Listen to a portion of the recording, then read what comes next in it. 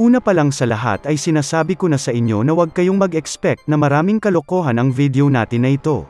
Tatanggalin muna natin yung mga memes sa ngayon para mabilis makahabol sa kwento. Ay hayop ka, sinabi ng wag na muna eh. Tara na at tuloy na natin. Ilang araw matapos dalhin sa bahay ng mga rabbits ang baby oso, bumalik ito. Sa pagkakataong ito, bumalik siya kasama ang kanyang nanay na si Winnie the Pooh, ang malaking crimson bear, na halos pumatay sa kanya noong isang blue moon. Habang tinitingnan sila ni Tommy, siya ay puno ng takot, gayon din ang kanyang mga kaibigang rabbit. Nagtataka siya kung bakit dumating sa kanyang kuweba si Winnie. Sa pagkakabahala, inisip niya na baka nandoon ito upang kainin siya. Isinalarawan niya si Winnie na galit na nag-aakusa sa kanya ng pagkidnap sa kanyang anak ng isang araw at bantang kakainin siya. Nagtaka si Tommy kung ito na ba ang wakas para sa kanya, nang hindi makita ang kanyang pamilya sa huling pagkakataon. Lumuhad siya, nanalangin kay Winnie na palayain siya, ipinagdiinan niya na hindi siya masarap dahil kumakain lamang siya ng mga kamatis. Mukhang nalilito si Winnie. Pagkatapos, ipinaabot ng tower manager ang mensahe kay Tommy, sinasabing wala sa intensyon ng oso na saktan siya. Sa pagkagulat, tinanong ni Tommy si Berna kung naiintindihan niya ang wika ng oso. Matapos kumpirmahin, ipinaliwanag ng niya na nais ni Winnie ang honey para sa kanyang anak. Sa simula, nalito si Tommy ngunit agad niyang na-realize na hindi nandoon ang oso para sa kanya kundi para sa kanyang anak. Habang umuungal ang oso, tinakpan ni Black Rabbit ang kanyang mga tenga. Isinali ng tower manager ang mensahe ni Winnie, sinasabing poprotektahan niya ang paligid kapalit ng honey. Pagkatapos, inunat ng oso ang kanyang palad patungo sa sahig ng kuweba. Sa pagkaginhawa, sumang-ayon si Tommy at ang kanyang mga kaibigang rabbit na bigyan siya ng honey. Inutusan ng tower manager si Tommy na tumapak sa paws ng mama bear, na ginawa niya. Pagkatapos, dinala siya ng malaking oso na ito sa labas ng kuweba. Habang tinitingnan ni Tommy ang kanyang mga pananim sa loob ng kuweba, siya ay naging emotional. Nagpasalamat siya sa mga pananim na nagbigay sustento sa kanya. Naniniwala siya na sa wakas ay aalis na siya upang makita ang labas ng mundo. Nang siya ay lumabas, siya ay pansamantalang nabulag sa liwanag. Nang mag-adjust ang kanyang mga mata, siya ay namangha sa tanawin ng malawak na tower na may kumikinang na gitna at malalawak na bundok na umaabot sa kanyang lokasyon. Mula sa kanyang pananaw, ang mga bundok ay tila maliit at tigang. Patuloy pa rin sa pagproseso si Tommy sa kahangahangang tanawin nang mapansin niya ang center ng tower at ang kumikinang na sinag na tumutok sa langit. Nagtaka siya kung ano yon. Ipinabatid sa kanya ng tower manager na ito ay isang waypoint, isang aparato na nagpapahintulot sa mga hunters na gumalaw sa pagitan ng mga floors ng tower. Nakita ni Tommy ang isang kislap ng pag-asa na makalabas sa tower gamit ang waypoint. Gayunpaman, agad niyang na-realize na hindi magiging madali ang pag-abot dito. Nakipag-usap si Ver sa kanyang ina, na pagkatapos ay inilagay si Tommy pababa. Habang tumatakbo ang baby oso patungo kay Tommy at niyakap siya, pinag-isipan ni Tommy ang mga hamon ng pag-abot sa waypoint.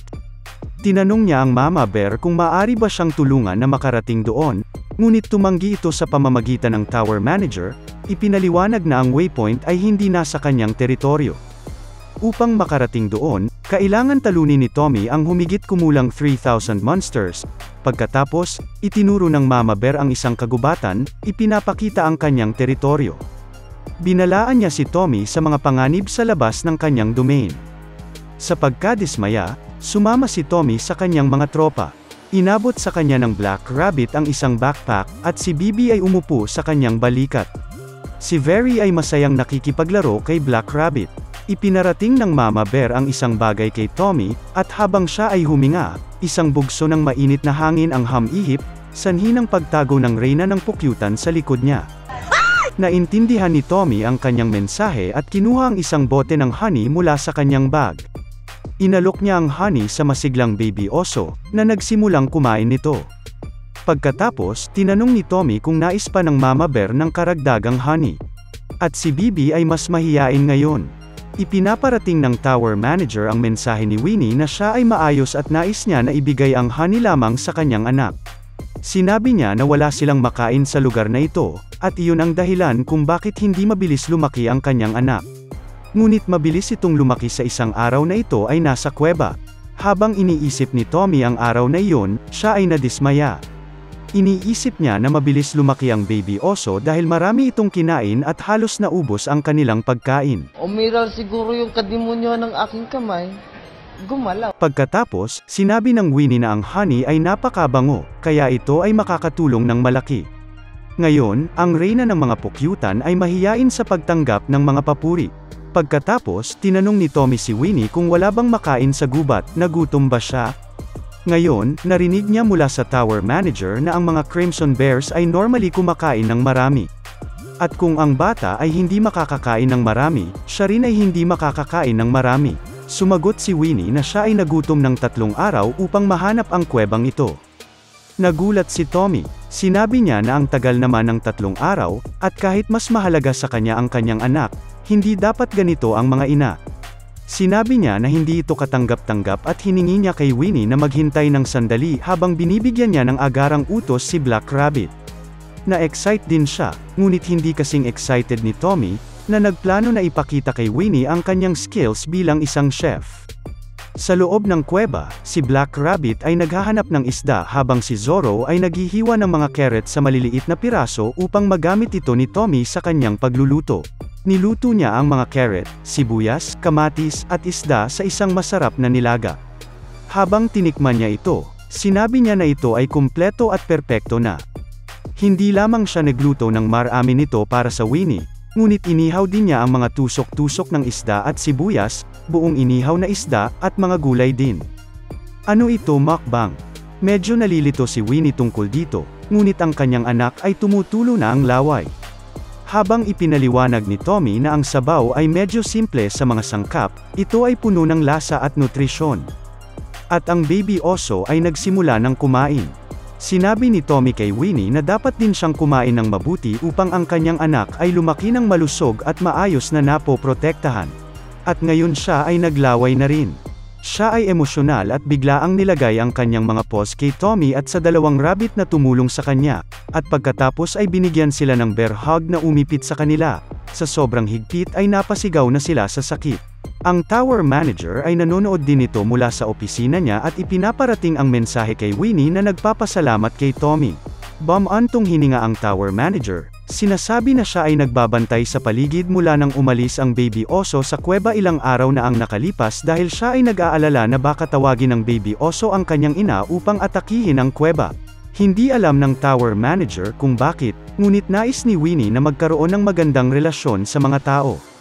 At dahil iniisip niya na ito ay isang magandang bagay, siya ay nagdesisyon at sinabi kay Winnie na siya ay magiging translator at messenger. Hindi niya inaasahan na ang sitwasyon ay magiging ganito. Natutuwa ang tower manager na ngayon siya ay magkakaroon ng mas maraming makakain kung lalabas si Tommy sa kuweba at palalakihin ang kanyang bukid. Iniisip niya na kung ang malaking oso na ito ay magiging tagabantay, magkakaroon siya ng mas kaunting bagay na iaalala. At ito ay parang 2 birds in 1 stone. Pagkatapos ay pinuri niya ang kanyang sarili, sinasabi na ito ay inaasahan mula sa henyo na tulad niya. Samantalang, sa ibang floors ng tower sa Wandering Merchant Inspector Bureau, ang inspector na si Megan Fox ay nagbabasa ng ulat tungkol kay Moon-ing. Wala siyang makitang impormasyon, lalo na dahil si Moon-ing ay isang newbie merchant pa lamang, at ang kanyang mga impormasyon ay pinoprotektahan ng tower. Kaya ang tanging alam ni Fox ay siya ay mula sa Graner Village at nagbebenta ng mga items sa lower floors, pero ang kanyang supplier ay hindi pa nakumpirma. Ganito rin ang nangyari kay Moy Moy, na hindi rin isang expert merchant, ngunit siya ay patuloy na kumikita ng pera nang hindi inire-reveal ang kanyang supplier. Ngayon, nalilito si Fox kung paano kumita ng maraming pera sina Moy Moy at Moon-ing, at nakikita niya itong kaduda-duda. Bigla namang pumasok ang kanyang secretary na nag-report tungkol sa isang pagnanakaw na nangyari sa bahay ng isang landlord na nagngangalang Demulag sa 50th 5th floor, at ang mga pagbenta ng mga stolen na items sa black market. Magre-report din daw siya tungkol sa mga listahan ng mga nanakaw na hiningi ng director. Ay tungkol ba yan kay landlord Demulag? Napakawalang hiya noong tao na yun at nang aabuso ng kanyang mga tauhan. Bakit ba kasi binibigay sa atin ang trap aho na paghahanap sa mga akyat bahay na ito? Bad trip ah. Dumating naman bigla ang isang miyembro ng Pulgaso at nag-report na siya daw ay nakatanggap ng report patungkol sa kay Moon-in. Siya daw ay namatahan na ginagamit ang Wonderang Merchant Passageway at dumating na sa 75th floor. Ay ganun ba? Sige, copy. Sinabihan niya ang kanyang secretary na sa susunod niya na lang titignan ang list pagkabalik niya, at sinabi nito na good luck Sir Megan. Nga pala, lalaki yan si Megan, wag kang judgmental. Sa isip niya ay sinabing niyang humanda ka Moon-in, siguradong mahahanap din kita. Isa sa alang-alang ko ang aking dignidad bilang si Megan Fox ng Wonderang Merchant Inspection Bureau. At sa huling eksena ay makikita natin si Moon-in sa bumibili ng barbecue sa bankita. Medyo kinakabahan din ako dahil malalaman na natin kung suka ba, or matamis ang gusto niyang sausawan. 3 araw na ang nakalipas mula nang gumawa si Tommy ng kasunduan kay Winnie na protektahan siya at ang kanyang bukid kapalit ng pagpapakain sa kanyang anak. Binisita siya nito sa umaga kasama si Ver, at masayang binati siya nito. Pagkatapos, hiningi ni Tommy kay Winnie na dalhin siya sa labas ng kuweba. Nang gawin niya ito, binigyan niya ito ng malaking pakete ng pagkain habang siya ay nasa patrol duty. Nagpasalamat ang oso at umalis upang i-patrol ang lugar. Iniwan ang kanyang baby, na kasing laki na ni Tommy ngayon, sa kanyang pangangalaga. Ito ang kanyang araw-araw na gawain. Salamat sa proteksyon na ibinigay niya, unti-unti nang lumalaki ang farm ni Tommy. Siya at ang rabbits ay unti-unting inilalabas ang kanilang mga gamit sa labas at sinimulang linisin ang lugar sa paligid ng kuweba. Pero, ang sitwasyon ay naiiba dito dahil ang lupa ay hindi kasing fertile ng lupa compared sa cave. Punong-puno ito ng mga bato at graba. Habang tinitingnan ito ni Tommy at ng rabbits, pareho silang nag-aalala tungkol sa lupa na sobrang tuyo at puno ng mga bato. Magiging mahirap itanim ang mga pananim dito. Pero pagkatapos, narinig nila si Ver at nakita siyang naghuhukay sa paligid ng lupa na parang lumalangoy siya dito. Nag-e-enjoy siya habang naglalaro sa putik, at ang ibang rabbits ay kinukuha ang mga bato mula sa hukay. Excited si Tommy na makita silang nagtatrabaho ng mabuti, at lalo na pinupuri ang baby oso. Sinasabi na mas madali na ngayon ang pagkuha ng mga bato. Bilang gantimpala sa kanyang ginawa, binigyan niya ito ng inihaw na kamote, na kinain ng bear. Sinabi ni Tommy na sa loob lamang ng ilang araw, halos kasing laki na niya ang baby oso na yun. Natatakot siya isipin kung ano ang maaaring mangyari kung nanatili siya sa loob ng kuweba at naubos ang kanilang pagkain. Pagkatapos, sinimulan ni Tommy ang pagtatanim ng kamote dahil ang pagtatanim ng mga kamote sa tuyong lupa ay maaaring magbigay ng mas magandang resulta kaysa sa iba pang mga pananim. Ang kanyang experience ay patuloy na tumataas. Tinutulungan din siya ng rabbits, at sinabi ni Tommy na susubukan nila ang cherry tomatoes mamaya. Pero pagkatapos, nagulat siya nang makita niya si Ver na naghuhukay sa paligid at kinakain ang mga kamote na kanilang itinanim. Mukhang proud pa ang Mok-ong, pero nagulat siya nang pag-alitan siya ni Tommy. Sinasabi na hindi sila naghuhukay ng lupa para sa treasure hunting. Ang kanilang hard work ay nasayang dahil kay Ver. Nadepress siya doon nang sabihin ni Tommy na kailangan nilang magtanim ulit. Habang tinuturuan ng rabbits si Ver, naisip ni Tommy na kailangan niyang turuan ang cub ng konsepto ng pagtatanim dahil mananatili ito dito. Samantalang, bumalik si Moon-in sa 38th floor ng tower, handa para magbenta ulit. Ngayon, ipinahayag niya na ang auction ay magkakaroon ng batch ng tig 300 cherry tomatoes, at mayroon siyang 1,800 overall. Excited ang mga hunter para sa auction, at pagkatapos nito, natuklasan ni Moon-in na mas mababa ang kanyang makukuha kaysa sa nakaraan dahil wala yung mayaman na si Jay. Habang iniisip niya na magiging maganda kung may mas maraming tao tulad niya, lumapit si B-Boy sa pusa at tinanong siya kung tiningnan niya na ang kontrata dahil ito daw ay na-complete na. Sinabi ni Moon-in na alam na ito ni Tommy, pero pagkatapos ay tinanong siya kung bakit hindi siya sumali sa cherry tomato auction kanina. Sinabi ni B-Boy sa kanya na this time ay kailangan niya ng ibang bagay kaysa sa cherry tomatoes at tinanong siya kung maaari silang mag-picture dahil gusto ng kanyang anak ang mga pusi. Pumayag si Moon-in basta daw ba may reward, at binigyan siya ng hunter ng pouch ng red pepper powder na sikat daw na seasoning para sa mga core-ins. Naging curious si Moon-in kung ano ang lasa ng spice na ito, at nagkamali siya ng pagsunod sa kanyang curiosity. Bago siya mapagbigyan ng babalan, sumigaw siya sa sakit habang tumetalon, sinasabi na ang kanyang dila ay nasusunog. Maya-maya, pumunta si Moon-ing sa Market City at pina-upgrade ang kanyang bundle para mas madami ang malalagay. Patuloy pa rin siyang nasasaktan mula sa pinsala na natanggap niya mula sa red pepper powder kanina, at maga pa rin ang kanyang mukha. Pero masaya siya na ngayon na tumaas ang kapasidad ng kanyang bag, mas maraming cherry tomatoes ang kanyang nilalagay sa loob nito. Sa ganitong paraan, maaari niyang mapataas ang kanyang kita. Iniisip niya na sulit naman ito. Tumetawa siya sa kanyang sarili, at sinasabi na sa ganitong rate ay mas malapit na niyang makukuha ang required na tower coins para maging isang mid-class merchant. At pagkatapos noon, ay gusto niya na maging bossing at papaluhurin niya na si Tommy sa harap niya. Meow meow Eddie meow. Nagdesisyon si Moon-ing na ngayon ay dapat siyang dumaan sa store para tapusin ang inutos sa kanya ni Tommy. Nang maakit siya sa amoy ng barbecue mula sa isang bangkita, pumunta si Moon-ing doon, para matanggal ang anghang sa bibig niya. Unang dating pa lang nang hingi siya agad ng discount sa tindero, grabe na to si Moon-ing, garapalan na talaga. Get out! Hindi ako adik!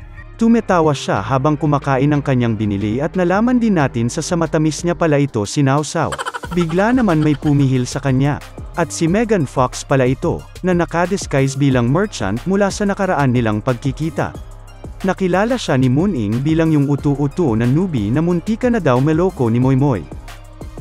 Galit si Fox sa pagtawag sa kanya ng utu-utu ni Moon-ing kasi siya pa nga ang sum-ira ng kanyang operasyon, pero kailangan niyang manatiling kalmado habang ipinapakilala niya ang kanyang sarili. Tinanong siya ni Moon-ing kung ano ang problema, at sinabi niya na hindi pa siya nakapagpasalamat sa kanya para sa pagligtas sa kanya noon. Kaya, gusto niyang ilibre siya ng pagkain. Sana all. Tinanggihan ni Moon-ing ang alok. Sinasabi na busy siya ngayon, na-shock si Fox kasi nag-iinarte pa ang animal na yon. Tinanong niya ito na huwag naman maging suplado at sinabi niya na maaari naman silang magtsaa kung wala siyang maraming oras. Pero sinabi naman ni Moon-ing na hindi siya umiinom ng mainit. Binago ni Fox ang pangaakit at sinabi na isa sa kanyang mga kaibigan ay nagtatrabaho sa isang sikat na dessert shop kung saan kailangan maghintay ng ilang taon para sa mga reservation. Maaari silang magkaroon ng isang napakalaking dessert doon ng libre. Naiinis na si Moon-ing sa kanyang pagiging persistent at sinabi niya na hindi niya gusto ang matamis na mga pagkain. Naiirita na si Fox sa kanyang kaartihan, at wala na siyang ibang maisip kundi lumuhad sa harap niya at hilingin kay Moon-ing na makinig sa kanya. Naguluhan si Moon-ing at tinanong siya kung bakit ba siya nagtatantrum doon ng parang baby. Gumawa ng kwento si Fox, at sinasabi na naging wonder young merchant siya kamakailan lamang. Kaya kulang pa siya ng experience at skills. Sinabi niya na labis siyang na-impress nang makita agad ni Moon-ing ang mga kalokohan ni Moymoy sa isang beses at iniligtas ang isang tulad niya mula sa kanyang scam. Pagkatapos, malakas niyang sinabi na nirerespeto niya si Moon-ing at nais matutunan ang kanyang merchant skills. Tinatawag siyang amazing at cool na wonder young merchant cat Sir Moon-ing. Bola lang yan. Labis na natuwa si Moon-ing sa pagkakarinig ng maraming pagpupuri, bago ang kanyang pangalan, at mayabang niyang sinabi na dahil siya ay napilitan, maaari niyang turuan siya ng kaunti. Hanggang ngayon utu-utu pa din talaga ito si Moon-ing. Habang pinasasalamatan siya ni Fox, ngumiti siya dahil gumana daw muli ang kanyang ultimate technique. Ang kanyang pagmamakaawa kapal Mox technique ay hindi pa daw nabibigo. Ngayon, mahirap para kay Moon-ing na siya ay nagmamakaawa sa harap ng maraming tao. Lahat ay tumitingin sa kanila, at kinakabahan si Fox. Pagkatapos, tinanong niya si Moon-ing kung saan siya pupunta. Sinabi niya sa kanya na malapit na siyang bumili ng isang item mula sa blacksmith. Ngayon, si Fox ay na-curious. Gusto niyang makita kung anong uri ng rare or high quality na item ang bibilhin ng pusa at sinundan siya ng tahimik hanggang sa dumating siya sa isang store. Nagulat si Fox nang makita niya siyang pumasok sa isang store na may 50% discount sa lahat. Nang pumasok sila, napansin niya na ito ay medyo luma na at maraming na ding lumang gamit. Ang tindahan ay naglalaman lamang ng mga hindi pa na-appraise na items, kaya naman hindi sila mabenta. Sa madaling salita, ang tindahang ito ay isang junk shop. Nagtataka siya kung anong uri ng S-class merchant skills ang ituturo sa kanya ni Moon-ing dito.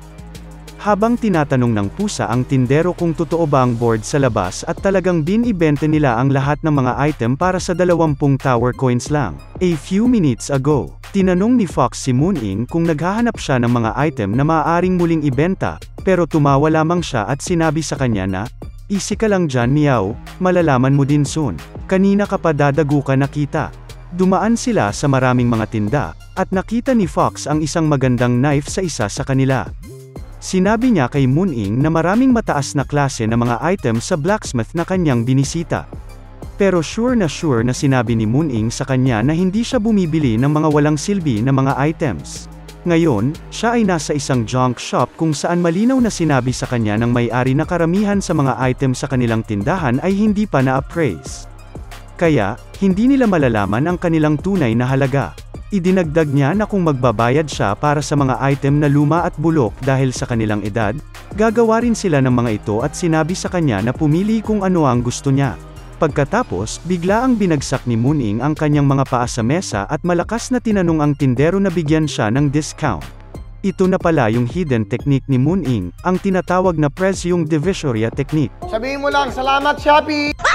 Nagulat si Fox sandali, na sinusundan ng pagka-cringe habang napagtanto niya na ang merchant skill ng kanyang tina-target ay sa pagtawad lang ng presyo. Huh? What? Nani? Hello, Daddy? Nagpatuloy ang kwento kung saan makikita natin na humihingi ng discount si Moon-ing sa tindero. Gulat na gulat naman si Fox sa kasalukuyang nangyayari at sinabi sa kanyang isip na, anong klaseng hayop itong Moon-ing na ito? Ukay-ukay na nga at 50% off na, tapos nang hihingi pa ng dagdag na discount. Wow! Sumagot naman ang tindero na sige na nga, 18 tower coins na lang yan para sa'yo Pogi, imbis na 20. Na-shock si Fox dahil nagbigay pa ng discount ang tindero. Mukhang hindi pa sanay tong Fox na ito sa kalakaran. Sumagot si Moon-ing na, hoy, dagdagan mo pa please, Meow. Lalong napanganga si Fox. Aba, ang lakas ng loob mong bata ka, 15 tower coins lang last price na, arf. Huh? Ibaba mo pa yan, 13 tower coins lang yan sa Shopee. Sabihin mo lang, salamat Shopee! Bigay mo na ng 13. Madalas akong pupunta dito para bumili, promise ko yan sa iyo Meow. Lol, ngayon lang ako natawa matapos ang mahabang panahon. Sige na nga, 13 tower coins na lang, sagad na potek ka. Tuwang-tuwa si Moon-ing doon, habang napatunganga na lang si Fox sa kanyang natunghayan. Ano na, nakita mo ba yun Meow? Oo naman, napaka-cool mo pala Sir Moon-ing, Lodi Bells kang animal ka. Habang nagpapakitang tao si Fox ay iniisip niya na hindi naman skill yun. Tinawaran niya lang ang tindero at kinulit ng paulit-ulit na parang bata. You're old. Teka Sir Moon-ing, ano nga pala ba ang balak mo na bilhin dito? Wait ka lang dyan Meow, check natin. Lumapit si Moon-ing sa isang sulok at naghalungkat, maya-maya pa ay inangat niya ang isang straw hat at sinabing iyon daw ang kanyang bibilhin. Luffy sa'yo ba yan? Yan ang bibilhin mo, seryoso ka ba? Oo naman, bakit? Ano bang problema dito Meow? Kailangan pa ba ay memorize yan? Hindi nga yan weapon straw hat yan. 100% sure na useless item yan. Ano yun? May sinasabi ka ba dyan tungkol sa mga tinda ko? Gusto mo balatan kita? Ay hindi po, joke lang yun, kayo naman hindi na kayo mabiro. Nagbibiro lang ako. Hay nako, sagabal ka naman Meow. Sorry na, God bless, pasensya ka na. Aba teka, bakit kailangan kong mag-sorry? Anyway, ito na nga talaga ang bibilhin ko Meow. Sa isip ni Moon-ing ay iniisip niya na sinabi naman sa kanya ni Tommy na pwede niyang bilhin ang kahit anong gusto niya. Matapos ang pagbili niya ng item ay lumabas na sila ni Fox. Ngayon, napakita ko na sayo lahat ng pinaka-iniingatan ko na Super Hidden Class S, Ultimate Divine Mythic Merchant Skill Technique, kaya aalis na ako. Wow naman! Wow! Ano yun? Ang ibig sabihin ko ay, naipasa ko na sayo yung mga merchant techniques ko, di ba? Sana magamit mo yan ng maayos upang mapabuti ang buhay mo. Humayo ka na at magpakarami. Alien! Palem sa'yo Meow. Sige, salamat na lang sa lahat, sana madapa ka. Habang naglalakad paalis si Moon-ing ay meron itong napansin.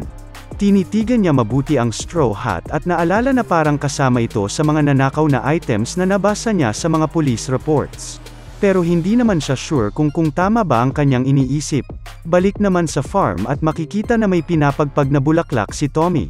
Malalaman natin na ito pala ay isang carrot flowers at ngayon ay kinokolekta na ni Tommy ang mga seeds. Sinabi niyang, "Nice one, kailangan ko matanim ang kalahati nito dito sa cave, at yung kalahati doon sa lupa sa itaas." Bigla naman dumating ang mga Conejo Brothers habang may dala-dalang mga isda, at tinatawag na si Tommy upang kumain. "Ano ba ang gusto niyong ulamin ngayon? Parang maganda mag-fish soup na lang tayo. Pwede niyo bang linisin ang mga isda kasama si Rabbit Zorro? Mukhang walang gana ang nanay niyo these days kaya dadalhan ko na lang siya mamaya ng fresh cherry tomatoes." Habang nagha-harvest si Tommy ng cherry tomatoes ay nag-level up ito into level 4. At kaakibat nito ay karagdagang effect sa skill. Makikita natin na ang new effect ay, ngayon ay may maliit na chance na habang nagha-harvest, pwede na siyang makakakuha ng crops na may higher level. Sinabi ni Tommy na, "Ayos na din kahit maliit na chance lang, pwede pa ako maka-harvest ng crops ng 1 level higher." Ang saya naman isipin na pwede pa ako makakain ng mas malasa na cherry tomatoes. Ganun pala yun, may nadidagdag na skill effects pag umabot ang skill level sa level 4. Malalaman ko lang siguro yun kung papataasin ko ang mga level ng iba ko pang mga skills. Habang nag-iisip ay tinawag na si Tommy ng mag-asawang rabbits. Nagpatuloy siya sa pag-prepare ng pagkain at hinainan niya na ng fish soup ang buntis na kuneho. Pinakita pa yung close-up ng soup, nakakagutom naman yan insan. Sinabi ni Tommy kay Gloria Conejo na, kahit wala kang gana kumain ay kailangan mo pa din pilitin. Ang good health ay importante para sa mga buntis, wag mo na kaming alalahanin sa pagtatanim, kayang-kaya na namin yun. Roger Rabbit, samahan mo muna at suportahan ang asawa mo. Nalalapit na ang panganganak mo, makikita nyo na yung mga kapatid nyo soon Black Rabbit. Habang nag-uusap ay nagpakita ulit si Ver at tinawag sila. "Tara, umakyat na tayo at doon na kumain. Kayo na muna bahala dito sa mga tanim natin sa cave, Zorro and Chubby Boy Rabbit." Hinanda na ni Tommy ang kanilang elevator at nauna na siyang umakyat. Sobrang high-tech ng elevator nila Tommy. Manual mode. Kinawit ito sa isang malaking bato habang hinihila ni Very Vurand. Ipinaliwanag ni Tommy na, noong nakaraang araw ay tinulungan sila ni Winnie the Pooh, upang magawa itong manual elevator. Ganito na daw ang ginagawa nila araw-araw, pinupuntahan sila ng baby oso tuwing umaga para iakyat at mag-breakfast. Hanggang ngayon ay hindi pa din daw makapaniwala si Tommy. Nang hingi daw siya ng pwedeng matalian ng lubad, at bigla na lang nagdala si Winnie ng napakalaking bato. Sinabi niyang, ibang klase yung lakas ng mga nandito. Siguro dahil nasa 99th floor kami. Pero salamat din kasi dahil doon ay madali na akong nakakaakyat. Good job Ver, lumakas ka na lalo, sa laki mo ba namang yan? Feeling ko na mismo ako kasi mas mabilis ang paghatak mo ngayon kaysa kahapon. Dumber echo naman ang nguso ni Very sa lalagyan ng pagkain kaya sinabi ni Tommy na, "So gusto mo lang pala lumamon agad kaya ka nagmamadali at hindi dahil gusto mo akong makita. Ito kainin mo, roasted potato yan. So far, normal na sweet potato lang ang kinakain mo kaya hindi mo pa nalalasahan ang roasted version. Tinirahan kita para masubukan mo." Nagtampo pa nga ang tower manager kasi hindi ko sa kanya binigay. Noong kinain ito ni Very ay nagningning ang kanyang mga mata, sobra siyang nasarapan at nag-turbo eating na siya. Matapos lamang ang ilang segundo ay nakita niya na isa na lang agad ang natira. May naisip naman bigla ang baby oso doon. Tumakbo siya ng mabilis habang dala-dala ang kamote sa kanyang bibig at nagsimulang maghukay sa lupa. Lumalabas na tinatanim pala yun ni Ver. Sinabi ni Tommy na, "Teka lang. Tinatanim mo ba yung roasted kamote sa lupa? At gusto mo kainin pag tumubo siya?" Mayabang naman na sumang-ayon si Ver. Dahil sa pagka-ignorante at pagka-cute niya doon ay napatawa sina Tommy at ang mga Rabbit Brothers, habang tak-ang-taka naman ang baby oso. Sinabi ni Tommy na, "Lol, hindi naman yan tatubo basta lang tinanim mo sa lupa. Hindi yun gumagana sa mga pagkain na niluto na sa apoy. Sobra ka bang nasarapan? Lulutuan na lang kita ulit next time." Hindi naman mapinta ang pagmamukha ni Ver sa kanyang nalaman. Habang natatawa si Tommy ay napatingin siya sa kanyang tabi at may nakita siyang isda na tila ba nakatanim din sa lupa. Nagmasid pa siya sa paligid at nakita niyang marami palang nakatanim na isda sa lupa, kaya sinabi niya na mukhang kailangan nilang magkaroon ng farming lessons. Cute naman na nagmaktol sa tabi ang baby oso. Pinakita naman sa ating ang beehive at sa loob nito ay nakaupo si Bibi habang malungkot na nakatitig sa isang kitty cat takot na something, na sa susunod nyo pa malalaman kung ano. Nagpatuloy ang storya kung saan makikita natin si Baby Bear na naghahandang makipaglaban kay Black Rabbit. Nag-angas si Black Rabbit at magsisimula na sumugod, habang si Bear naman ay biglang umabante ng nakatawa ng parang tanga lang. Tumalon si Black Rabbit upang maiwasan ang pagsugod ng baby oso, at nag-combo attack pa ito at pinatamaan ang likuran niya. Subalit hindi naman naramdaman yun ni Bear kaya dadakmain niya na dapat ang pagmumukha ni Black Rabbit, pero yun pala ay niyakap niya lang ito at malambing na din nilaan. Nagkukulitan lang pala yung dalawa at pinapanood sila ni Tommy. Napatanong din siya sa sarili niya, nagte-training ba yung mga baliw na yun, or nagkukulitan lang? Bigla naman dumating si Chubby Boy Rabbit na tila ba nigalalako ng paninda na binatog or selekta. Ito pala ay ang special tomato drink na nakalagay sa carrot cups. Nagpasalamat si Tommy dahil sakto daw ang dating niya at nauuhaw na siya. Habang umiinom ay napansin ni Tommy na may mga naglalabasa na honeybee mula sa cave. Sinabi ni Tommy na mukhang magsisimula na daw upang magpatrol ang mga bees. Nagulat naman siya noong lumabas din mula sa cave si Bibi, at ito ay may daladalang package galing sa Shopee. Salamat, Shopee! Ay joke lang. Napatanong si Tommy, "Ha? Bibi, bakit ka lumabas ng cave? Akala ko nanganganaka ka pa." Lumapit si Bibi sa kanya at binigay ang package, na sobrang ipinagtaka naman ni Tommy. Napatigil siya sandali at napatitig lang sa binigay ng Queen Bee. Matapos ng ilang sandali ay lumipad na ito paalis at bumalik na sa cave. Sinabi ni Tommy habang binubuksan ang package, "Ano kaya itong binigay niya sakin bago siya umalis? Wala naman akong in-order." Pagkabukas ni Tommy ay malalaman natin na ito pala ay ang kako ng Queen Bee. Magmamula daw dito ang isang potion bee caterpillar. At 10 days matapos nitong ma-hatch ay maghahanap ito ng kanyang unang target upang maging owner. Napaisip si Tommy sa kanyang nabasa na cocoon of the poison bee queen. Na-realize niya na dahil nga hindi pa naman ganoon katagal noong naging queen si Bibi, kaya ang kapangyarihan at puwersa ng kanyang beehive ay hindi pa ganoon kalakas. Kaya naman ang pagkakaroon ng bagong queen bee sa isang beehive na hindi pa ready na mahati, ay magsasanhi ng pagbuklod at lalong paghina ng kasalukuyang maliit na puwersa.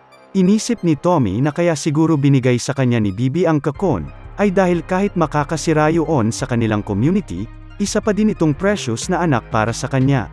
Tila ba na-excite naman si Tommy doon at napasabi ng Miss One, "Kailangan pang mag-work hard, upang lumaki ka bilang isang wonderful na queen bee.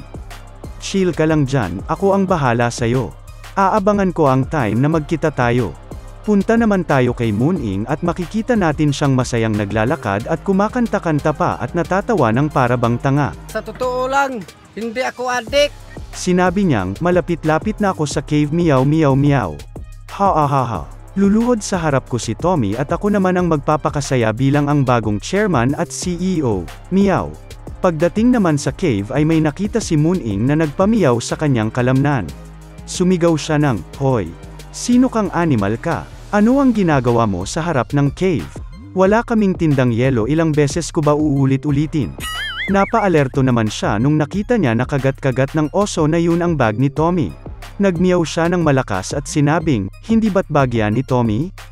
Bakit yan nasa iyo? Bakit yan nandito sa labas ng cave? Bakit ang dami kong mga tanong?" Meow. "No way. Huwag mo sabihin saking pinatay mo si Tommy? Ay potek kang lintik ka kang Bear Brand ka. Bakit kahit kailan ay hindi nagkakamali yung mga iniisip ko, meow. Kaya naman pala meron akong masamang pakiramdam mula pa noong bumaba ako sa 38th floor. Kulang na lang may mabasag na picture frame. Naramdaman ko na kailangan kong makabalik ng mabilis as soon as possible, meow. Pero hayop ka naman talaga, hindi ko pa nga nagagamit yung natitirang oras ko bilang sales cat, Mooning.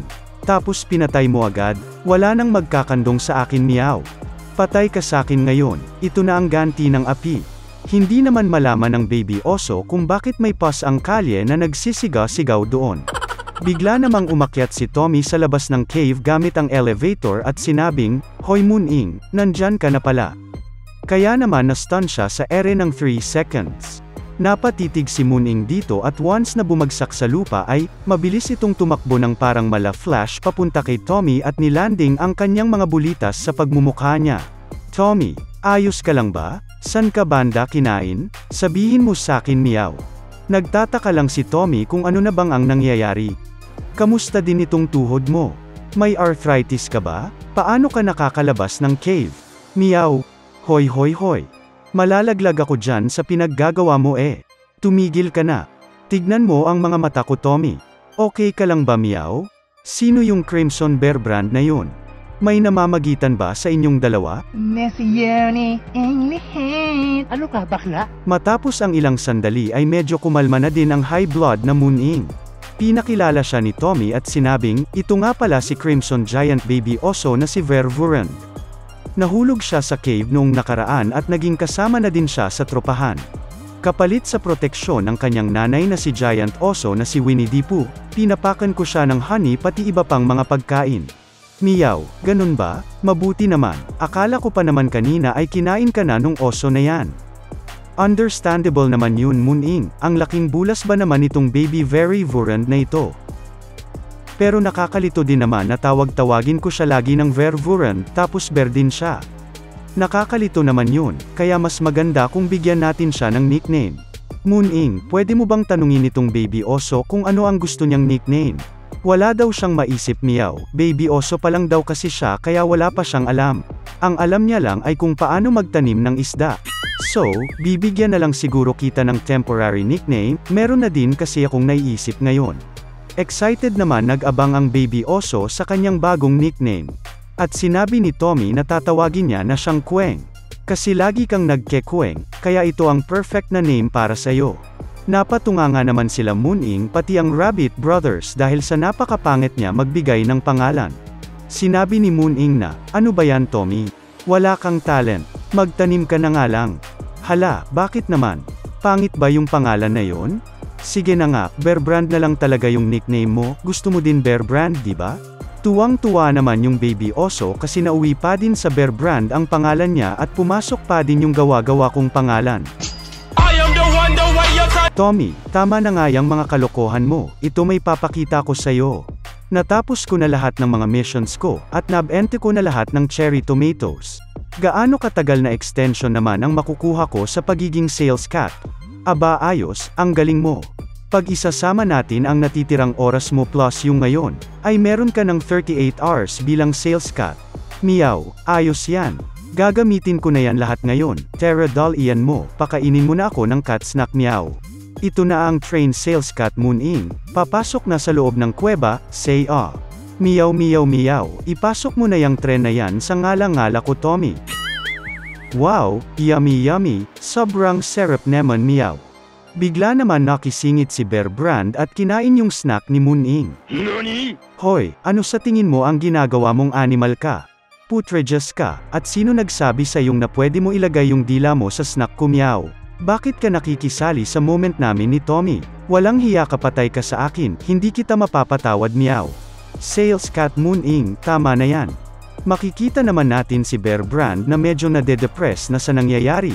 Ilan pang sandali ay hindi niya nakinaya at umiyak siya ng pagkalakas-lakas na nagpayanig sa paligid. Matapos nun, ay mayroon silang naramdaman na masamang elemento na pad-ating sa forest. Dumating ang isang malaking halimaw na tumalon papunta kila Tommy, na nagpabagsak ng kanilang mga panga. Sa sobrang lakas ng paglanding nito ay nagkaroon pa ng shockwave sa paligid. Dumating na nga ang Mama Bear na si Winnie the Pooh upang pagtanggol ang kanyang anak sa mga nangbabuli sa kanya. Nagpalabas ito ng deadly killing aura na may halong nen, chakra at hockey, habang tinuturo ni Bear Brand si Mooning at sinusumbong siya. Paktay ka ngayon Mooning, hanapin mo na ang nanay mo. Katapusan mo na.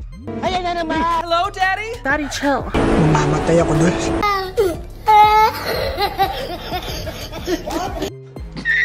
Nagpatuloy ang kwento kung saan makikita natin si Winnie the Pooh na naglilisik na ang mata sa galit kay Mooning.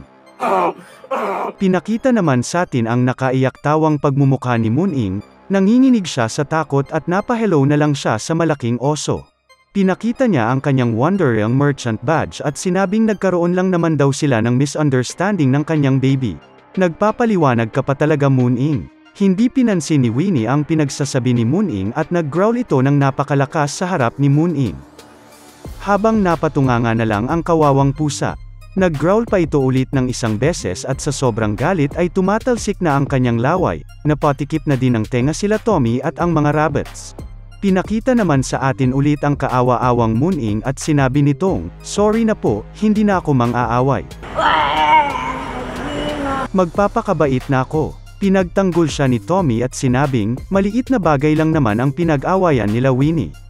Wala namang masamang nangyari, patawarin mo na siya please. Napasinggan na lang si Winnie sa pagkainis. Excuse me po. Pero inintindi niya na lang din ito at siya ay umalis. Nakahinga na ng maluwag si Tommy, at sinabing akala niya magkakagulo na doon. Habang ang kaibigan nating Moon-ing ay hindi pa din mapigilan ang pag-iyak. Okay ka lang ba Moon-ing? Relax ka na, maayos na ang lahat. Huhuhu, salamat sa pagtanggol sakin Tommy. Nakakaiyak yun meow. Kinarga ni Tommy ang umiiyak na Moon-ing at kitang-kita din sa mga Rabbit Brothers ang pag-aalala nila sa kaibigan nilang si Moon-ing. Dinilaan siya ni Black Rabbit upang ma-comfort siya. Hanggang sa sumunod na din ang iba pang mga rabbits upang ma-cheer up siya. Nakiliti na din si Moon-ing doon. Grabe naman, ang cute lang. Talagang naging pamilya na sila doon sa cave. Nagpatuloy ang lambingan ng mga katropa at pati si Tommy ay nilambing na din ng rabbits. Kita naman natin nakatingin lang mula sa malayo si Bear Brand. Na-lonely siya bigla doon at napayuko. Dahan-dahan siyang lumapit sa grupo at halata ang kanyang pagka-feel bad sa nangyari. Hanggang sa dinilaan niya na din si Moon-ing upang makipagbati. Humingi din ng tawad si Moon-ing at sinabing maging magkaibigan na daw simula ngayon. Pero wag mo naman na sana kainin yung mga pagkain ko meow. Habang patuloy lang ang pagdila ni Bear Brand sa kanya, sinabi ni Tommy na, tama, dapat ay maging magkaibigan tayong lahat. Friends lang, bawal mag-away. Sinabi niya yun habang siya ay humihikab at tila ba inaantok na. Pinakita din sa atin na pati ang ibang mga katropa ay humihikab na din at sabay-sabay inantok. Ang galing lang, napaka-posibleng mangyari niyan. Makikita naman natin na biglang umakyat sa labas ng cave sina Roger at Gloria. Napansin niya ang bag ni Moon-ing na nasa sahig at nilapitan niya ito. Inalis niya ang laman ng bag at nakita niya ang straw hat ni Luffy, yung binili pala ni Moon-ing. Tinawag naman siya ni Gloria at tila ba may itinuturo ito. Ito pala ay ang ating mga kaibigan na natutulog ng magkakatabi, mukhang lahat sila ay napagod sa nangyari. Ginawang una ni Tommy si Bear Brand, habang siya naman ang naging higaan ni Moon-ing at ng ilang mga rabbits. Natuwa ang mag-asawa sa kanilang nakita at pareho silang napangiti. Nilagay ng mag-asawang rabbits ang straw hat sa mukha ni Tommy para matakpan ang mata niya sa sinag ng araw, or para mahirapan siya huminga. Kayo na ang baalang humusga. Matapos noon ay nakisali na din ang mag-asawa sa pagpahinga at natulog sila ng magkakatabi. Nakakatuwa silang pagmasdan, ang sarap sana kung makasama din tayo sa kanila no. Get out! Makikita din natin si Tommy na nakangiti at masaya. Bigla naman tumalon ang eksena sa lugar na kala mo ba Star Wars na may halong Lord of the Rings. Makikita natin ang isang lalaki kalapit ng lightning object at napapaligiran ng mga black dragons. Nag-zoom in tayo at siya pala ay isang elf at ang kalapit niya ay isang malaking crystal. Ilan pang sandali ay nag-react ang crystal na nagsanhi ng paglayo ng elf. Nagalit siya dahil bakit daw ayaw bumukas ng tower. Sinabi ng isang elf na lalaki na nagngangalang Anton Fritani na mag-relax lang daw siya at baka atakihan siya sa puso.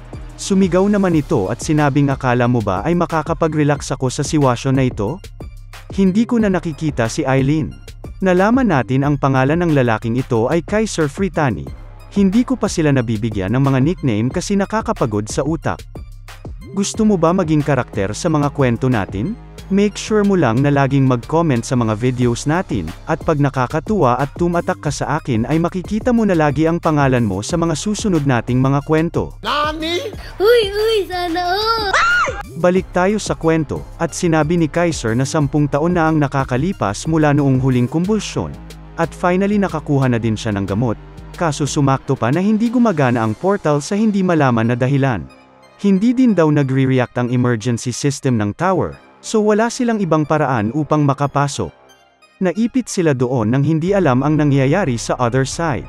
Sinabi ni Anton na ang hindi daw paggana ng emergency system ng Black Tower ay ebidensya na hindi pa nagkakaroon ng kumbulsyon si Eileen, kaya naman meron pa silang time. Nalaman na din natin dito na ang tinatawag nilang Eileen ay si Black Dragon Berna, nickname niya lang pala yun at ang real name niya ay Eileen Fritani. Ipinagpatuloy ni Anton na naiintindihan niya naman daw ang nararamdaman ni Kaiser, dahil lahat sila doon ay magkakapamilyang Fritani. Lahat daw sila ay nagtipon-tipon para kay Eileen kaya ang lahat ay nag-aalala. Ipinaliwanag sa atin na ang tower manager's cabin daw ay nasa center ng lahat ng mana na sumusuporta sa tower. Nagpapalitan daw ang mga dragons upang ma-manage ito at ginagamit ang lugar upang magpalakas. Sinabi ni Anton na, ang lahat daw ng mga dragons ay gin-ive up ang lugar para kay Eileen dahil sa kanyang sakit. At para maghanap ng gamot para sa kanya ay nag-risk sila sa maraming panganib. Nag-gather daw lahat ng dragons upang tumulong sa paggaling ng katawan ni Eileen, na hamina dahil sa kanyang dragon heart. Lahat ng mga dragons doon ay may concern kay Eileen. Sinabi naman ni Kaiser na kahit nasabihin niya yun ay wala pa din silang magawa. Tinaawag ni Anton na father si Kaiser at sinabing, naiintindihan niya daw siya at kaya naman daw siya ay relax lang. Anak niya daw si Eileen, at nagtitiwala siya sa kanya more than anyone else. Sigurado siyang lumalaban ang kanyang anak sa sakit. Medyo nahimasmasa na din si Kaiser dahil doon. Grabe ang revelasyon natin dito, mga kapamilya pala ito ng tower manager natin. Sinabi ni Kaiser sa mga dragons na maghintay lang muna habang hindi pa nagbubukas ulit ang tower. At sila ay nagliparan paalis. Sinabi ni Anton na lagpas na daw sa expected na taning ng buhay si Eileen. Inisip nila na maaaring nag-improve na ang kondisyon ng dragon heart niya. Sinabi ni Kaiser na, sana nga tama ka. Aking apo, sana ay kumakain ka ng maayos. Pinakita naman sa atin si Eileen, aka Tower Manager Berna na kumakain ng mga cherry tomatoes habang nagbabasa ng libro. Sinabi niyang, siguro dahil naging D-class na ang rank ng cherry tomatoes kaya naman naging mas malasa na ang mga ito. Dati ay kailangan ko pa kumain ng marami para lang malasahan siya sa aking bibig. Ngayon kahit konti lang ay lasang-lasa ko na. Bigla naman nakaramdam ng tibok sa puso si Berna habang kumakain. Nagulat siya dito at napatigil sandali. Sinabi niyang, ang aking dragon heart, hindi ito tumibok kahit isang beses sa loob ng 200 years. Naramdaman niya na gumalaw daw ito mag-isa at panandali ang nag-absorb ng mana. Teka, dapat nga din ay inatake na ako ng puso sa panahon ngayon. Hindi kaya dahil sa mga cherry tomatoes? Oo nga, kasama sa effects ng crops na ito ang slightly na pagdagdag ng mana. Nakalimutan ko yon. Ang iniisip ko lang lagi ay masarap ito, subalit meron din pala itong ability para magpagaling ng dragon heart. Kung gusto mo rin makabili ng magic cherry tomatoes at magkaroon ng healthy na puso ay naglagay ako ng link sa baba. Makikita naman natin na natatawa ang tower manager dahil sa joke ko. Sinabi niya na, ako ay ang Great Black Dragon na si Eileen Fritani, aka Berna, age 200. At finally, nakahanap na ako ng tao na gusto kong protektahan. At dahil napatibok ko na ang aking dragon heart kahit panandalian lang. Poprotektahan ko ang tower farmer na si Tommy My Lab So Sweet. Dapat kang matuwa Tommy, dahil malaking blessing na magkaroon ng tulad ko na magkagusto sa'yo. Ano ito? Nakakuha na naman siya ng item habang hindi ako nakatingin? Napakatindi talaga niya. Aneba naman yan. Nek ikkelik. Tumulo naman bigla ang sipon ni Tommy at ito ay nangati habang natutulog. Pasensya na at ngayon lang ako ulit nakabalik. Kakauwi lang kasi ni Mooning mula sa ospital kaya tara na at tuloy na natin. Nagpatuloy ang storya na may pinapkitang mga salita na lumalabas ng bahagya, hanggang sa makita natin si Tommy na gumigising sa kanyang pag-idlip. Nagulat siya nung nakita niyang nakangudngod na pala sa pagmumukha niya ang text box ng tower manager at may importante itong sinasabi sa kanya. Sinabi niyang, masyado ka namang malapit. Hindi ko na mabasa. Nag-zoom out ang text box at makikita natin na sinasabi ng tower manager, na ang paggamit daw ng unappraised item ay maari siyang dalhin sa panganib. Sinabi ni Tommy na, ginugulat mo naman akong impacte ka, kita mong natutulog yung tao eh. Pati ano ba yung sinasabi mong unappraised item? Hinawakan ni Tommy ang kanyang ulo at siya at nagtaka. Oy, straw hat ito ah. Bakit ito nakalagay sa ulo ko? Syempre Tommy, alangan namang sa paa malagay yan. Lumapit naman sa kanyan si Roger at pinaalam sa kanya na nanggaling daw ito sa bag ni Mooning. Sinubukan ni Tommy na gisingin siya ngunit sinabi lang nitong, "Meow meow, wag mo akong gisingin, kulang ako sa tulog kaya gusto ko pang matulog ng mas mahaba. Sus Mariasep kang bata kang muning kang pusa ka. Adik na adik ka sa pagtulog no? Tignan nga natin itong straw hat na ito." Tinignan ni Tommy ang straw hat at natuwa siya nung nakita niya na may special effect ito na protection of Mother Earth. Ito ay nagbibigay ng karagdagang protection sa lahat ng angkin na lupain ni Tommy. Napakagandang item daw nito. Subalit na problema siya sa restriction nito na kailangan ay level 20 upang magamit. Nagpakita ulit ang tower manager at sinabihan siya na appraise muna ang straw hat na yun. Nasinang-ayunan naman ni Tommy. Nagpadala ng quest ang tower manager at binigay na ni Tommy ang straw hat. Mabilis naman itong napasa kamay ni tower manager at ready na niyang ipakita ang kanyang kakayahan sa pag-appraise. Ginamit niya na ang kanyang appraisal skill at makikita natin na lumutang ang straw hat habang ito ay umiilaw ng color blue. Ilan pang sandali ay natapos na ang pag-appraise. Natuwa naman si Bernard dahil mukhang maganda ang item na yon. Nagpadala ng message ang tower manager kay Tommy at sinabing masaya siya sa nakita niya sa item at kinongratulate niya si Tommy. Bago pa ibalik ni Berna ang straw hat ay nagpadala muna ito ng quest na bigyan daw dapat siya ni Tommy ng Blue Moon Crops sa susunod.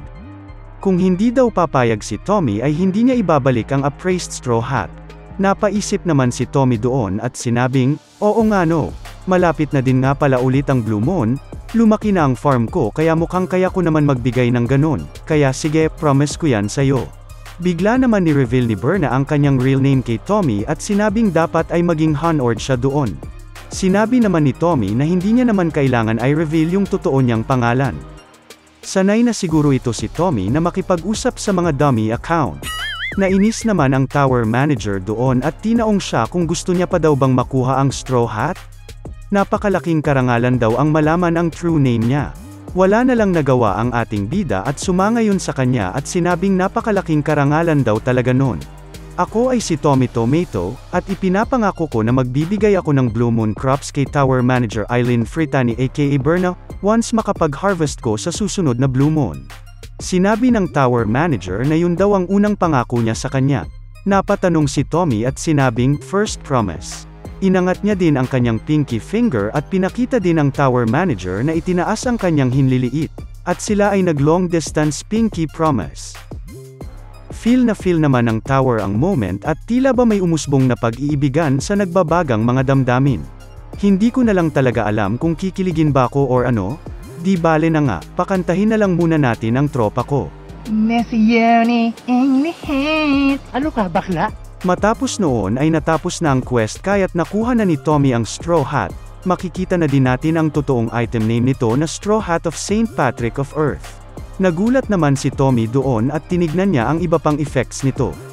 Nalaman natin na ang item na ito pala ay isa sa mga 10 special artifacts na makikita lamang sa Black Tower.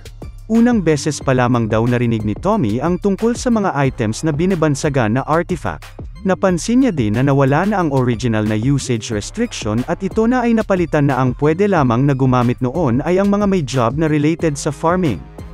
Nalaman niya din na ang mga abilities daw nito ay pwedeng umangat depende sa job level ng user, at madidetermine ito once suotin niya yun. Sinuot niya ito at na-confirm nito ang kanyang Tower Farmer job level bilang D, kaya naman umayon din ang level ng Straw Hat sa kanya. Matapos nun ay lumabas ang iba pang skill na Farmer's Body level 2, at Wishing for a Good Harvest level 1, kasabay na din ng Protection of Mother Earth skill level 3. Ang Protection of Mother Earth skill ay nagbibigay ng karagdagang protection sa lupain, ang Farmer's Body naman ay nagbibigay ng All Stats plus 3, at ang Wishing for Harvest skill naman ay nagbibigay ng chance ng karagdagang boost sa pag-ani. Namangha si Tommy dahil ganun pala kaganda ang effects ng items na napapabilang sa 10 artifacts ng tower. Napakalaking tulong daw nito para ma-cultivate ang tuyot na lupain sa labas ng cave. Sinasabi ko na nga ba at may golden pose itong si Moon-ing, napakagaling niyang pumili. Niyakap niya ito habang tulog at sinabing proud na siya sa cute na sales cat Moon-ing. Hindi na nakapagpigil si Tommy at hinalikan niya na din ang mga pose nito. Nagising naman dun si Moon-ing at tila ba na weirdohan siya pinaggag-awang kalokohan ni Tommy. Baliw ka yata eh! Sinabi ni Tommy na, "Sales cat Moon-ing, maari kang maging sales cat for 1 week. Meow. Talaga ba? Pwede ako maging sales cat ng 1 linggo imbis na 38 hours lang? Tama ang rinig mo doon, animal ka, ang cute mo, sales cat Mooning. Meow meow meow, hindi ko alam ang rason pero salamat na din. Ako ang sales cat Mooning. Nakaka-proud naman ang mahal nating Mooning, no? Kung proud ka din sa kanya ay isang meow naman dyan sa comment section. 1 meow 1 prayer. Alien! Alien! Lumipas ang lang araw ay pinakita sa atin si Chubby Boy Rabbit, si Black Rabbit, at si Tommy na tila ba kinakabahan. Napakatindi ng pagkuyakoy ng mga paa. Nakaupo naman doon si Mooning at napansin na ang lakas naman ng vibrator na yon. Pinatigil niya si Tommy kasi masyado niya nang vinibrate ang pussycat. Sinabi naman ni Tommy na hindi siya mapalagay kaya ganon. Matagal-tagal na daw kasi silang nag-aabang ng updates. Mukhang matagal pa naman daw ang kanilang hihintayin kaya nag-request si sales cat Mooning na pakainin siya ng snack. Subalit biglang bumukas na ang pintuan na kanilang ikinagulat. Naghintay ang mga tropa at ilan pang sandali ay may pinakita na 3 baby rabbits, pero wait, there's more. Lumabas din si Roger mula sa bahay at mayroon din itong kargang 3 pang baby rabbits. Nanganak na pala si Gloria at nadagdagan na naman ang mga tropa natin sa farm. Sinabi ni Tommy na kailangan niya daw magluto ng soup upang makatulong sa pag-recover ni Gloria. Mapapansin naman natin si Mooning na parang others at nahihiyang lumapit. Sinabi ni Tommy na, ano ginagawa mo dyan, sales cat Mooning? Lumapit ka. Meow, ay pwede ba ako lumapit? Syempre naman, tignan mo ang mga babies. Napaka-cute nila, hindi ba? Napaka-cute at liit nila, meow. Sales cat Mooning, naging uncle ka na. Hi Uncle Mooning. Ay tipaklong, uncle na ako, meow. Syempre naman. Kaya alagaan mo ding mabuti ang mga baby rabbits, ikaw ang kanilang cool Uncle Mooning. Bigla naman may inabot si Mooning sa singit at sinabing, ako ang cool Uncle Mooning nyo. Ito o cat snack na sobrang paborito ko, kainin nyo ito babies. Natawa naman si Tommy at ang iba pang mga rabbits doon. Masyado sa silang maliit para kumain ng ganyan, Uncle Mooning. Ay ganun ba, meow? Sorry naman. Ikaw may tinatago ka palang snack dyan sa singit mo Hihihi, para sa emergency lang yun, meow.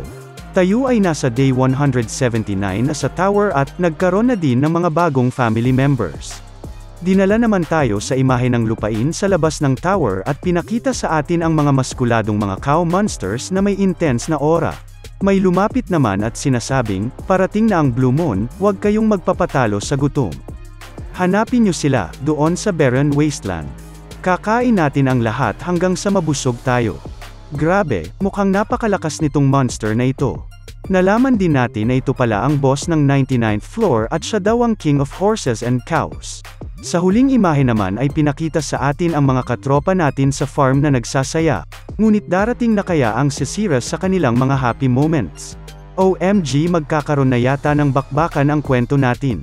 Nagpatuloy ang kwento kung saan makikita natin na na-activate ang Wishing for Good Harvest skill.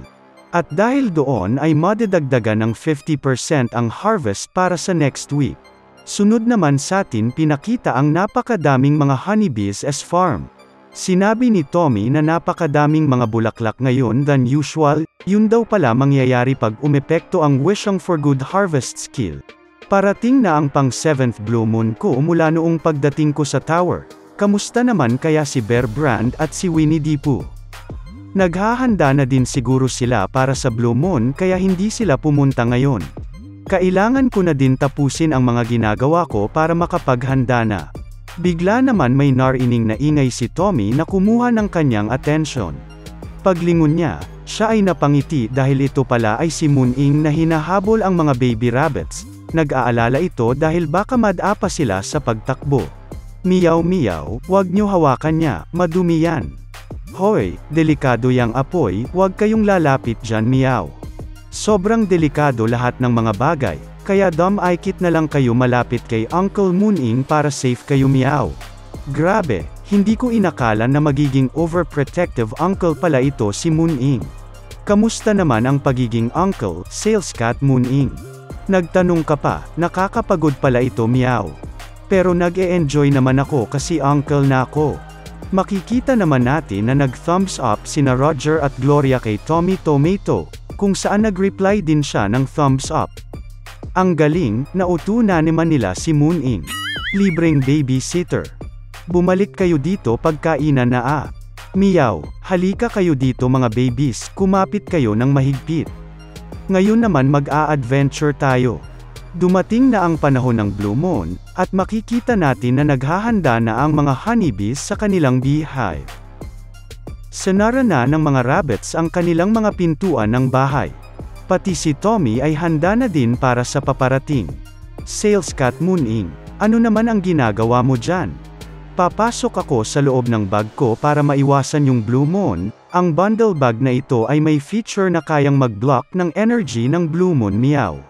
Itong sakin ay kasing laki lamang ng isang tent, ngunit may mga wandering merchants na mayroong kasing laki ng buong bahay. Meow. Wow naman! Wow! Ganun ba? Napakarami naman palang features niyang bundle na yan. Oo nga pala Sales Cat Mooning. Pwede mo din bang dalhin ito? Ano na naman yan? Meow. Yan ang Queen Bee's cocoon. Queen Bee? Ikaw na muna ang bahala sa kanya. Okay copy. Ako na ang bahala na panatiliin na ligtas itong cocoon. Meow. May narinig naman si Tommy na ingat ng mga monsters at sinabi niyang mukhang magsisimula na. Ilan pang sandali ay lumabas na nga ang Blue Moon. Nag-alala naman si Tommy kina Bear Brand at Winnie the Pooh. Sana daw ay ligtas sila. Matapos noon ay nagkaroon ng malalakas na galabog sa paligid ng cave.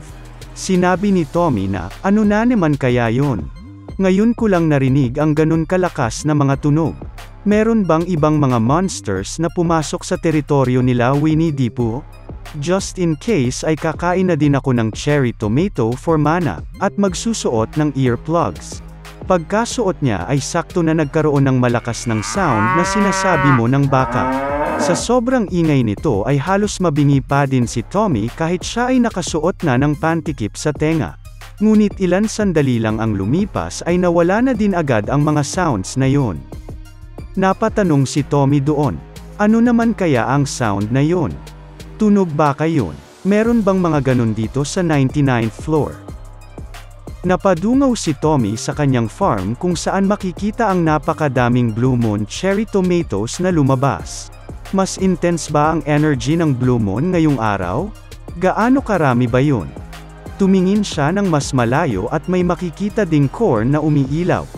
Aba, yung side na yun ay ang cornfield. Inaabsorb na din ba ng corn ang Blue Moon energy? Hihihi. Nice. Dahil din siguro sa effect yun ng good harvest skill ko, ang pagkakaroon ng Blue Moon crops ay considered rin na good harvest. Ilan pang sandali ay lumiwanag na din ulit ang lugar. Dumungaw naman si Mooning at nagmasid-masid sa paligid. Sinabi niya kay Tommy na walang monsters sa paligid kaya maaari na siyang umakyat. Pagkalabas ni Tommy ay tinanong siya ni Mooning na better idea daw sana kung hintayin muna nila sina Bear Brand at Winnie the Pooh na bumalik, delikado pa din daw kasi ang paligid ng cave. Sinabi ni Tommy na, noong lumabas ang Blue Moon kanina, may mga monsters akong narinig na naglilibot sa palig. Kaya kailangan ko ma-check ang fields natin kung safe pa ito. Huwag kang mag-alala, titignan ko lang ang kalagayan noon tapos babalik na ako agad sa cave. Need ko pa maani ang mga Blue Moon crops. Meow, sige na nga, sasamahan na din kita kahit napagod ako. Salamat naman Sal Cat Mooning. Pagdating ni Tommy sa kanyang farm sa labas ng cave ay binungkal-bangkal na pala ito at bakas pa sa sahig ang mga paa ng monsters. Sinabi ni Tommy na, as expected, sinira nila ang field kung saan nakatanim ang mga kamote. Pati anong klaseng mga footprints ba ito? Parang malahig anti naman yata ito. Siguro ay napakalakas ng mga yan dahil napakalalim ng kanilang hinukay at napakataas at gabundok ang natanggal nilang lupa. Bigla naman may napansin si Tommy habang nakatingin doon. Dali-dali siyang umakyat sa nabungkal na lupa at pumunta sa tuktok nito. Meow, Tommy, gaano katagal ba tayo mananatili dito sa labas? Delikado dito, kailangan na natin bumalik kaagad. Teka lang Sales Cat Mooning, meron akong kailangan ma-check. Aba, tama ang aking inaakala. Ang texture nito ay iba compared sa nakaraang tuyong lupa nitong barren wasteland. Malambot siya, nagre-retain ng moisture. Isa itong lupa na punong-puno ng nutrients. Tinignan ni Tommy ang lupain at nag-imagine na ito ay malaking bukid na, habang sinabing, akalain mo nga naman, may ganitong klaseng lupa pala sa ilalim nitong barren wasteland. Ang possibility na ma-rebuild ang lupain nito ay mas nagiging maliwanag. Kaya natin makagawa ng masaganang lupain. Kung kaya lang sana natin na mabungkal nagbuong lupain na ito at mapalabas ang magandang soil. Pero wala tayong sapat na farming equipment tulad ng forklifts at tractors para magawa yon. Hindi din naman kakayanin ng mga rabbits na hukayin ang ganito kalalim na lupa. Lumabas naman ang text box ng tower manager at nag-aalalang tinanong si Tommy kung bakit siya nasa labas ng cave. Kahit na nawala na daw ang Blue Moon, ang mga teritoryo ng mga monsters sa ngayon ay kalat-kalat pa din. Kaya naman pinabalik niya ito kaagad sa cave dahil delikado pa din sa labas, kaya bawal muna lumabas. Sumunod naman si Tommy sa kanya at sinabing, pero tower manager, ikaw ba? Ayos ka lang ba kagabi habang may Blue Moon? Mabuti naman daw ang kalagayan ng tower manager kaya hindi dapat siya mag-alala. At sinabing mas isipin ni Tommy ang kanyang safety bilang ang tower farmer. Sinabi ni Tommy na, teka lang. Mukhang napapadalas na yata ang pag-aalala mo sa aking these days. Oo nga pala, dahil siguro sa Blue Moon crops yun. Napakaraming mga nangyari ngayong araw. Abangan mo ang mga crops na ibibigay ko sa iyo. Medyo may pagkamanhid yata ito si Tommy. Good job Sales Cat Moon In. Ewan ko sa iyo, makabawi na nga ng tulog at inaantok pa ako. Ilan pang sandali ay pinakita sa atin ang Blue Moon corn na crop at pinitas na ito ni Tommy. Tinanggal ni Tommy ang balat nito at naangasan siya sa itsura. Ang pangalan ng item na yun ay Corn of Stamina, na nagbibigay ng permanent stamina boost. Sinabi ni Tommy na, siguro dahil isa na itong degrade crop kaya doble ang stat increase kaysa sa mga nakaraan. Pero hindi na yun gaano importante. Ang importante ngayon ay malasahan ko na agad itong corn na ito. Naglalaway na si Tommy subalit pinaalala ni tower manager yung pangako niya. Kaya naman napapunas laway muna si Tommy. Pumitas ng mga cherry tomatoes si Tommy at dahil daw maganda ang harvest ngayon, binigay niya ng 5 Blue Moon cherry tomatoes ang tower manager. Nagpasalamat ang tower manager at sinabing babawi din siya kay Tommy in the future. Kaya nagpaalam muna sila sa isa't isa. Mabilis naman dumating sa kamay ng tower manager ang mga tomatoes at sinabi niyang, wow, nakakuha ako ng 5 Blue Moon cherry tomatoes. Kung ang normal na cherry tomatoes ay nagawang patibukin ang aking dragon heart, ano naman kaya ang magiging epekto nitong Blue Moon version? Hindi na nagpatumpik-tumpik pa ang tower manager at nilamon niya agad lahat ng mga ito ng sabay-sabay. Matapos nun ay napatili siya sa sobrang sarap at kumendeng-kendeng ng parang tanga. Pero pinigilan niya agad ang kanyang sarili at sinabing hindi muna dapat siya mag-focus sa lasa ngayon. Kailangan niyang mag-focus sa flow ng kanyang mana.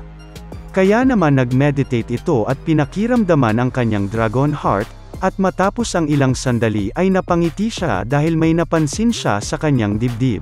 Subalit tila ba tumigil ang kanyang mundo at siya ay na-stun. Bumagsak siya sa sahig at napagapang. Naghihingalo na ang tower manager at mapapansin natin ang kanyang paghihirap. Habang makikita din natin ang kanyang dragon heart na nagkakaroon ng darkness. Ito na ba ang katapusan ng tower manager? Nagpatuloy ang kwento kung saan tinatanggal na ni Tommy ang balat ng Blue Moon corn. Nilagay niya ito sa lutuan upang gawing curry at pinakuluan ito sa apoy. Sinabi ni Tommy na, nice, dumating na din ang oras para magamit ko yung kaldero na dinala ni Mooning nung nakaraan. Dahil daw dito ay mas mapapasarap niya pa ang mga pagkain. Papatuyuin ko din ang mga corn leaves para gawing tea. Dahil dito ay madadagdagan ulit ako ng pwede mainom dito sa cave. Dumating ang mga tropang rabbits, binati niya sila ng good morning. Tinanong ni Tommy kung kamusta naman daw ang mga babies, at sumenyas naman si Roger Rabbit Paturo sa kanilang bahay. Nandoon pa daw ang mga babies kasama ng kanilang nanay. Pinakita ni Tommy sa kanila ang mga na-harvest na Blue Moon cherry tomatoes. At sinabi niya din na, nakakuha din tayo ng Blue Moon corn at pinapakuluan ko siya ngayon. Paghati-hatian natin mamaya. Lumapit naman bigla si Roger Rabbit habang hawak-hawak ang Blue Moon cherry tomatoes. Na-realize naman agad ni Tommy ang kanyang sinasabi na ayos na daw sa kanila ang Blue Moon cherry tomatoes at kahit kay Tommy na lang ang Blue Moon corn. Pinuri ni Tommy si Roger at pinasalamatan dahil sobrang thoughtful nito. Ngunit kita naman natin ang pag-inis ng ibang rabbits. Suntukan na lahat. Sinabi ni Tommy na, kaso hindi niya naman daw kayang kainin yun lahat mag-isa, kaya naman kumain na muna sila ng breakfast, mag-harvest ng corn, at kumain mamaya ng dinner ng sabay-sabay. Habang nangyayari yun ay pinakita din sa atin ang mga honeybees na kumakain ng nectar sa farm. Binuksan na ni Tommy ang kaldero kung saan pinapakuluan ang mais at pagkakita niya palang dito ay alam niya na agad ng napakasarap nito. At dahil isa daw yung D-grade na crop, na may Blue Moon energy pa, ine-expect ni Tommy na mas masarap ito sa normal na mais. Sumigaw si Tommy ng kainan na. Makikita naman natin ang tropang mga rabbits na naghahanda na para kumain. Pero ang tindi talaga ni Chubby Boy Rabbit, kakasimula pa lang ubos na agad. Tuwang-tuwa ang mga tropa sa kainan at talaga namang nasarapan silang lahat doon. Pero hindi muna kinain ni Roger Rabbit ang sa kanya dahil sabay daw nilang kakainin yun sa bahay nila kasama ang kanyang mahal na asawa. Napaka-beauting asawa naman ito ni Roger. Hindi na din nakapagpigil pa si Tommy at tinikman niya na ang Blue Moon corn. Sa unang kagat pa lang ay nanginig na agad ang kanyang kaluluwa sa sarap. Manamis na miss daw ang lasa at bawat butil ng mais ay siksik sa lasa. Pasarap pa daw ito ng pasarap pag ninuya mo ng mabuti. Hindi niya daw mapigilan ang kanyang bibig sa pagngata. Kita naman natin na curious na din ang ibang mga rabbits doon. Walang hiya ka talaga Tommy, sabi mo paghahatian nyo yan kaso kinain mo lang din pala mag-isa. Magaling kang kupal ka. Matapos lamang ang ilang sandali ay naubos na agad ni Tommy ang mais, at kasabay nun ay tumaas ang kanyang stamina permanently. Tinapon niya na din ang kalat sa apoy. Pagkatapos nun ay niyaya na ni Tommy ang mga rabbits upang mag-harvest ng corn. Excited na din sila para dun. Tinignan ni Tommy ang mga corn plants at sinabing ready na ang mga ito upang ma-harvest. Mabilis siyang pumitas ito at dahil doon ay nakatanggap siya ng mga experience points. Na-curious din siya kung ano ba ang effects ng corn na yon. Tinignan niya ito at nakita niya na bukod sa nagtatanggal ito ng 20 grams ng fat, ay nagbibigay din ito ng skin elasticity upang mapaganda lalo ang balat. Sinabi ni Tommy na, skin elasticity? Siguradong magugustuhan ito ng nanay ko kasi nagpapaganda ng balat. Magpapadala ako ng news sa pamilya ko sa susunod. Magpadala din kaya ako ng mga crops, ano sa tingin nyo? Nginitian lang siya ng mga rabbits. Habang nagha-harvest ay nakabalik na din ng cave sina Bear Brand at Winnie the Pooh. Umakyat agad si Tommy at tinanong sila kung mabuti ba ang kalagayan nila at kung hindi pa sila nasaktan kagabi habang may blue moon. Hindi ko na lang din alam kung ano sinabi kasi kwong lang yung reply. Binigyan naman agad ni Tommy si Bear Brand ng honey dahil sigurado daw siya na nahirapan ito kasi hindi siya nakakain kahapon gawa ng blue moon. Tuwang-tuwa naman ang baby Demulag Oso dahil doon. Sinabihan din ni Tommy si Winnie na dadalhan niya ito ng roasted fish mamaya, napangiti naman siya doon. Ilan pang sandali ay lumabas na din ng tower ang bagong gising na Mooning at halatang may muta pa sa mga mata. Aalis na daw siya upang magbenta. Sinabi ni Tommy na, ha? Matulog ka na lang muna Mooning. Meow, ano ka ba naman Tommy? Hindi ko pwedeng sayangin ang oras ko sa pagtulog kasi sales cat ako meow. Magtatrabaho na ako ang professional sa lahat ng mga professionals meow. Kilalanin mo maigi kung sino ang kausap mo. Aba, nagkaka-sales cat mindset ka na Mooning. Meow, pwede mo ba ako ihatid sa Wonder Young Merchant Passage? Tara na. Kinagat naman siya bigla ni Bear Brand sa kanyang kapa, at kinarga niya na ito papunta doon sa Merchant Passage. Wala na namang palag ang Moon-ing natin. So bago pa bumalik si Bear Brand sa paghatid kay Moon-ing, ayusin na ba natin itong field na nasira? Pinakita naman sa atin ang base ng mga cow monsters at sila ay nagtipon-tipon. Nagalit ang captain at pasigan niyang sinasabi na, ano ba ang pinaggagawa ninyo sa buhay nyo? Sinabi ko magdala kayo ng mga makakain natin, bakit naman puro putik lang dinala ninyo? Pero Captain, matagal na panahon na noong huling makakita kami ng mga damo sa teritoryo natin.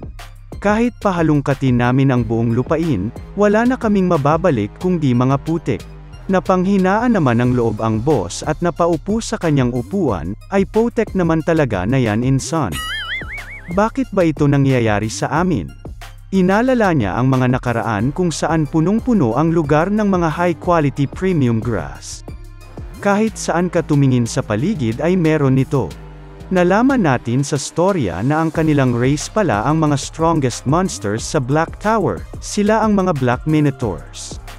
At ang task nila ay bantayan ang waypoint area ng 99th floor. Kung hindi daw nila papalitan ang energy na nawawala tuwing may dumadating na blue moon ay mababawasan ang kanilang mga muscles, kaya naman ipinag-utos ng Ox King sa kanyang mga tauhan na libutin ang buong area at kainin ang mga grass tuwing may blue moon. Subalit dahil malaki ang race ng mga monsters na ito, at silang lahat ay malalakas kumain. Kaya naman hindi kinayang makakip up ng pagtubo ng grass sa rate ng kanilang pagkain. Sa huli ay naging barren wasteland na ang 99th floor kung saan kahit konting mga damo ay wala nang tumutubo. Naisip ng boss na mukhang hindi daw maganda ang pag-develop ng muscles ng mga bagong pang-anak na mga Minotaurs. Upang ma-maintain ang kanilang pambihirang lakas bilang ang Great Minotaur Warriors, kailangan daw nilang makakain ng high-quality grass.